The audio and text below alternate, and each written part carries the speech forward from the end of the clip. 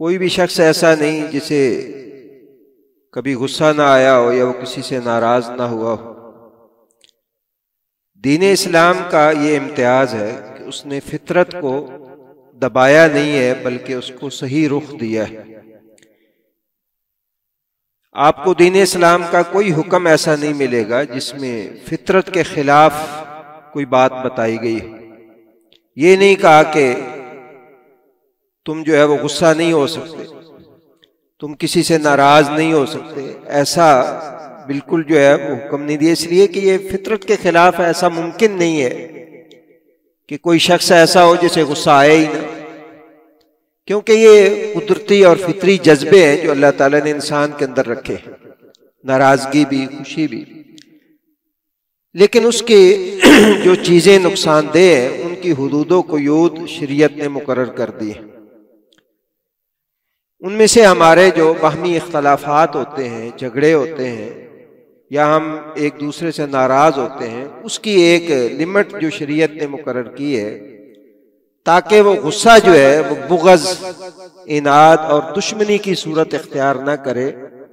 उसके लिए शरीयत ने 3 दिन की लिमिट मुकर्रर कर दी है कि अगर आपका ज़ाती मसला है, ज़ाती रंजश है, तो फिर उसके लिए ज्यादा से ज्यादा आप 3 दिन तक किसी से नाराज रह सकते हैं। 3 दिन से ज्यादा अगर आप रहेंगे नाराज तो फिर शरीयत के आप नाफरमान ठहरेंगे। सैयदना अबू अय्यूब अंसारी रज़ी अल्लाह ताला अन्हु बयान करते हैं कि नबी करीम सल्लल्लाहु अलैहि वसल्लम ने फरमाया, ला यहिल्लु लिमुस्लिमिन अन यहजुरा अखाहु फौका सलासिल लयाल, कि किसी मुसलमान के लिए ये हलाल नहीं है, ये जायज नहीं है कि वो अपने किसी मुसलमान भाई को 3 रातों से ज्यादा छोड़ दे, यानी उससे कता कलामी कर ले, कता ताल्लुकी कर ले। फरमाया होता क्या है, यल्तकियाने, वो दोनों आपस में मिलते हैं, फयुरिज़ु हाज़ा, ये मुंह इधर कर लेता है, वयुरिज़ु हाज़ा, दूसरा मुंह इधर कर लेता है। व खैरुहुम अल्लज़ी यब्दउ बिस्सलाम, फरमाए दोनों में से बेहतर और अफजल वो है जो सलाम में पहल कर ले। क्यों? इसलिए कि उसने अल्लाह के अहकाम की पाबंदी करते हुए जो अल्लाह और उसके रसूल सल्लल्लाहु अलैहि वसल्लम ने बात बताई थी उसके ऊपर वो अमल पैरा हुआ और उसने एक नेकी के काम के अंदर पहल कर।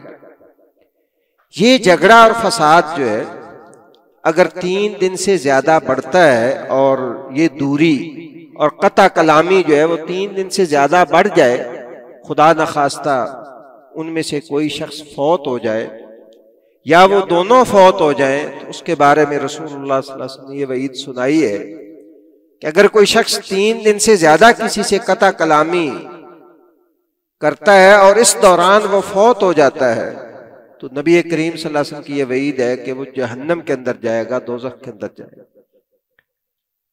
ये बड़ी सख्त जो है वो वईद है। अल्लाह ताला हम सबको इससे बचाए।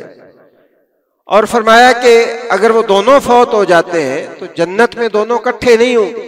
कल अल्लाह उनका ये गुनाह माफ कर भी दे तो जन्नत में अल्लाह तबारक व तआला उनको इकट्ठा नहीं करेगा। और ये झगड़ा अगर 1 साल तक इसी तरह चलता रहे कि कोई शख्स 1 साल तक किसी से कता कलामी करे, तो रसूलुल्लाह सल्लल्लाहु अलैहि वसल्लम ने फरमाया जो 1 साल तक किसी मुसलमान को छोड़ देता है, उसके साथ कलाम नहीं करता है, वो ऐसे ही है जैसे उसने उसको कत्ल कर दिया, उसका खून बहा दिया। उसकी वजह यह है कि इस दौरान जब नाराजगी होती है तो हम एक दूसरे की गीबत, एक दूसरे के बारे में बुग़ज़, नाद, दुश्मनी, ये इस हद तक बाज़ दफा बढ़ जाती है कि ये कत्ल तक भी नौबत, इब्तिदाई मामूली नाराजगी से कत्ल तक बात जो है वो पहुंच जाती है। इसलिए रसूलुल्लाह सल्लल्लाहु अलैहि वसल्लम ने इसको मुसलमान का खून बहाने के मुतरादिफ करार दिया है कि जो 1 साल तक भी नहीं बोलता है दूसरे मुसलमान से, तो ऐसे ही है जैसे उसने उसका खून बहा दिया। और सही मुस्लिम की एक हदीस है कि जुमेरात और पीर को अल्लाह रब्बुल इज्जत नजर रहमत फरमाते हुए अपनी मखलूकात को और खुसूसन जो मुसलमान हैं, तौहीद वाले हैं, अल्लाह तबारक व तआला उनके बारे में ये ऐलान करता है जब अमल अल्लाह के सामने पेश किए जाते हैं कि मैंने इनको बख्श दिया है। जब अल्लाह रब्बुल इज्जत के सामने उन दो लोगों का केस आता है जो आपस में बोलते नहीं है, तो अल्लाह रब्बुल इज्जत की तरफ से हुक्म होता है कि इनकी फाइल हटा दी जाए, हत्ता यस्तलिहा, इनके लिए मुआफी का परवाना नहीं है यहाँ तक कि ये दोनों सुलह कर। तो इंसान इतनी बड़ी अल्लाह की रहमत से जो है वो महरूम हो जाता है। तो हमें कोशिश करनी चाहिए कि ये गुस्सा, ये इख्तलाफात शरीयत की हुदूद में रखें और अल्लाह और उसके रसूल सल्लल्लाहु अलैहि वसल्लम के अहकामात जो है उनसे रूगर्दानी ना करें।